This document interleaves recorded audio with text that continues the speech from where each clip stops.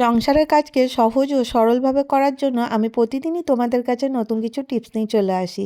কড়াইকে silver foil কেন পরালাম, ঝাড়ুতে safety pin আর clip কেন লাগাচ্ছি। আমি মৌ মাল্টিফ্লেভার চ্যানেলে আমি তোমাদেরকে আবার একবার অনেক অনেক স্বাগত জানাই। আশা করি প্রতিদিনের মতন তোমরা খুব ভালো আছো। আজকে আবার নতুন কিছু টিপস, আশা করব আজকের ভিডিওটা তোমাদের খুব উপকারে লাগবে। প্রথমেই আজকে আমি তোমাদের সাথে একটা রসমালাই কেকের ডিজাইন শেয়ার করছি।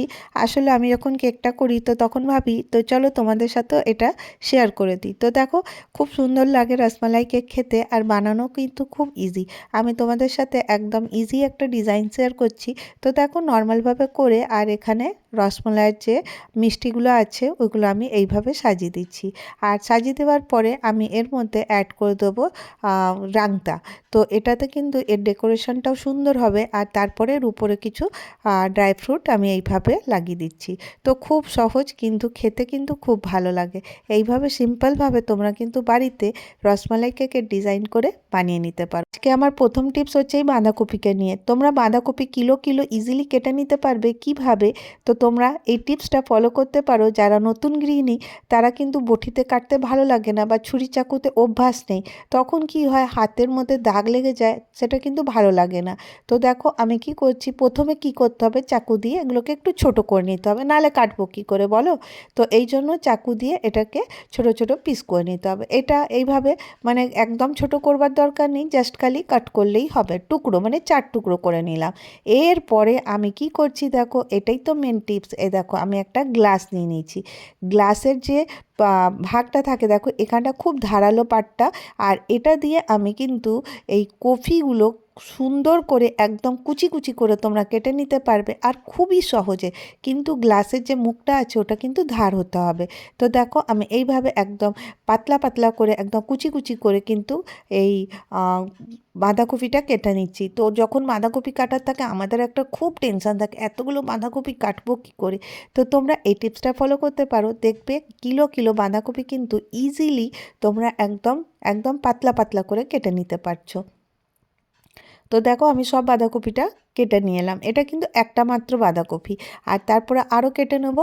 তো দেখো এই টিপসটা তোমাদেরকে কেমন লাগলো। এবার নেক্সট টিপসে চলে আসি।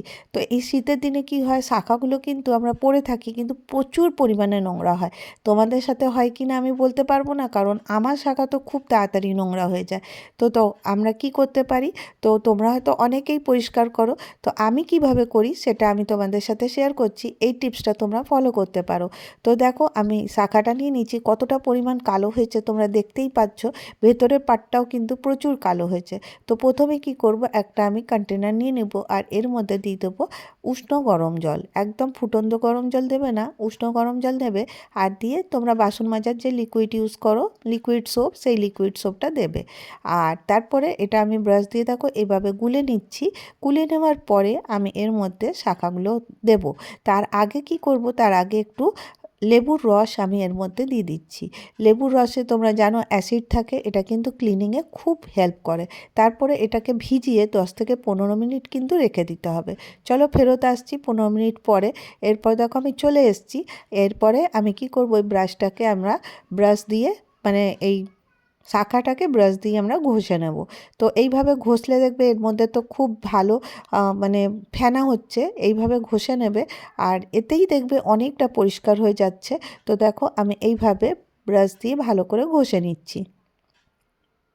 দেখো ঘষে নেওয়ার পরে কতখানি পরিষ্কার হয়ে গেছে শাখাটা, তোমরা নিজেরাই দেখতে পাচ্ছ। এরপরে এটাকে আমি জল দিয়ে ধুয়ে দেব। আর এরপরেও কিন্তু একটা প্রসেস আছে, সেটা কিন্তু তোমরা করে নিতে পারো। এরপরে যেটা করবে সেটাতেই কিন্তু শাখার যে গ্লেজটা আছে তোমরা পাবে। কি করছি বলো তো, আমি এখানে হোয়াইট কোলগেট নিয়ে নিচ্ছি। এইভাবে দেখো হোয়াইট কোলগেটটা আমি পুরো ব্রাশের মধ্যে এইভাবে লাগিয়ে দেবো। তো দেখো এইভাবে আমি ব্রাশের মধ্যে হোয়াইট কোলগেটটা লাগিয়ে দিচ্ছি। একদম খুব ইজিলি কিন্তু খুব সুন্দর করে কিন্তু এটা পরিষ্কার হয়ে যায়।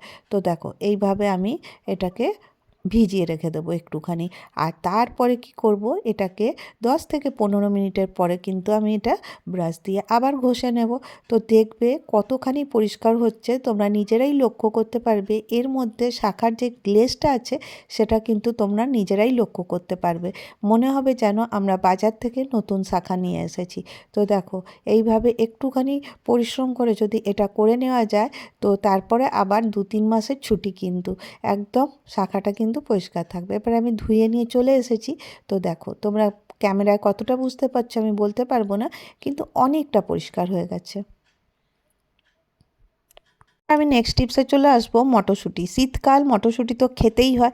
আবার কি হয়, এত মটরশুঁটি কে সংরক্ষণ করেও রাখতে হয়। মানে ভাবো একদিন আনলাম, তারপর ওগুলোকে খেয়ে তো সব শেষ করা যায় না।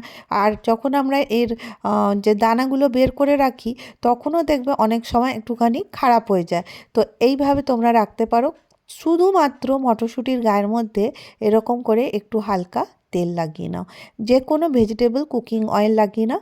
এটাকে লাগাবার পরে তোমরা কিন্তু একটা পলিথিন বা কিছুতে বেঁধে রেখে দেবে, দেখবে একদম মটরশুঁটি তরতাজা আছে।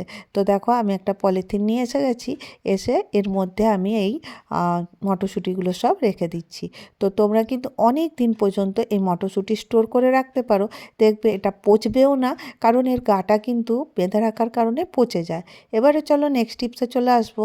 এই যে শীতকাল বলো, গরমকাল বলো, বর্ষাকাল বলো, সবথেকে বড় প্রবলেম কী হয় বলো তো, যখনই আমরা ঘর ঝাড়ু করি দেখবে তার মধ্যে চুল জড়িয়ে মরিয়ে যায়।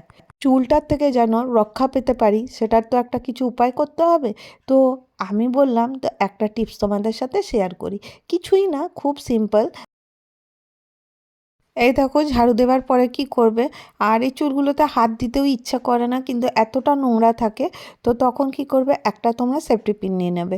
সেফটি পিন নিয়ে তারপরে এই দেখো এইভাবে সরিয়ে দেবে। যত ঝাড়ুতে চুল লেগে থাকবে সব কিন্তু ইজিলি এই সেফটি পিনের মধ্যে চলে আসবে। তো দেখো কতটা পরিমাণ চুল ছিল।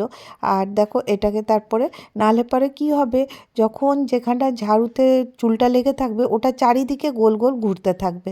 মানে ঝাড়ু দিতে থাকবো, ওটার সাথে সাথে চুলটাও চলতে থাকবে। তো যেখানেই জানবে হ্যাঁ এখানে চুলটা বেশি পড়ে, মানে যেখানে আমরা চুলটা আঁচড়াই যে রুমে, সেই রুমেই তো বেশি চুল পড়ে। তো সেই রুমের থেকে এইভাবে চুলগুলোকে আগে গুটিয়ে নেবে, তারপরে আবার অন্য জায়গায় ঝাড়ু দেবে। তো দেখবে এতে তোমাদের কাজটাও কিন্তু অনেকটা কম হয়ে গেছে। তো দেখো কতখানি চুল বেরোচ্ছে, মানে লম্বা লাইন দিয়ে খালি চুলই বেরিয়ে যাচ্ছে। তো এইভাবে আমি কিন্তু চুলগুলোকে আগে বার করে নিই। বার করে নেওয়ার পরে আমি অন্য রুমগুলোতে ঝাড়ু করি। পরে দেখো নেক্সট টিপসে চলে আসি এই কড়াইকে নিয়ে। আমার একটা খুব প্রবলেম, আমি কিন্তু বাসন মাজতে পারি না, তার জন্য কড়াই কালো হয়ে যায়। তো দেখো আমি এখানে কি করছি, টুথপেস্ট নিয়ে নিচ্ছি। যে কোনো টুথপেস্ট তোমরা নিতে পারো। দিয়ে দেখো হাত দিয়ে আমি এটাকে পুরো ভালো করে লেপে নিচ্ছি। পুরো এর মধ্যে লেপে নেওয়ার পরে তো দেখো একটা সিলভার ফয়েল নিয়েছি, দিয়ে এটাকে ভালো করে এইভাবে একটু একটু করে ঘষে দেবে। আর ঘষে দেওয়ার পরে এতে কি হবে দেখো, হাতটাও খারাপ হবে না। আর তোমাদের যে কড়াইতে তেল চিটচিটে দাগ বা এইগুলো কিন্তু খুব সহজে সরে যাবে। তো দেখো আমি পুরো পরিষ্কার করে দিচ্ছি, তারপর একটু জল দিয়ে পরিষ্কার করে ধুয়ে নিয়ে এলাম। তো দেখো কতখানি পরিষ্কার হয়েছে। এর ভিডিও আমি এখানেই শেষ করব, আবার দেখা হবে নেক্সট ভিডিওতে। ভালো থেকো, সুস্থ থেকো।